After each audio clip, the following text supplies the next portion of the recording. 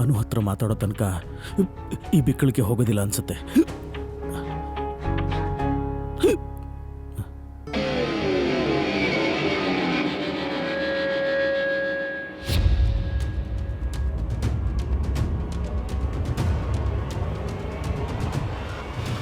Anuj, I am so ಸಾರಿ, ನಾನು ನಿಮ್ಮನ್ನ ಹೀಗೆ ಹೆದರ್ಸ್ಬಿಟ್ಟೆ. ಬಟ್ ಒಳ್ಳೇದೇ ಆಯ್ತಲ್ವಾ, ನಿಮ್ ಬಿಕ್ಕಳಿಕೆ ನಿಲ್ತು. ಅದು ಆಕ್ಚುಲಿ ಡೋರ್ ಓಪನ್ ಇತ್ತು, ಸೊ ನಾನು ಬೆಲ್ ಮಾಡ್ದೆ ಹಾಗೆ ಒಳಗೆ ಬಂದ್ಬಿಟ್ಟೆ. I am so sorry. ಬಾಗ್ಲಿ ಯಾವಾಗ ಓಪನ್ ಆಯ್ತು? ಐ ಡೋಂಟ್ ನೋ, ಅದು ಓಪನ್ ಆಗೇ ಇತ್ತು. ನಾನದು ಐಟಮ್ಸ್ ಇಡಕ್ಕೆ ಅಂತ ಹೋಗಿ ಬಾಗ್ಲು ಮುಚ್ಚೋದನ್ನೇ ಮರ್ತ್ಬಿಟ್ಟಿದ್ದೀನಿ. ಹೌದು. ಪುಟ್ಟಿಯಲ್ಲಿ ಪುಟ್ಟಿ ಬರ್ತಿದ್ದಾಳೆ ತಾನೆ? ನಾನ್ ಬಂದಿದ್ದೀನಿ ಅನುಜ್.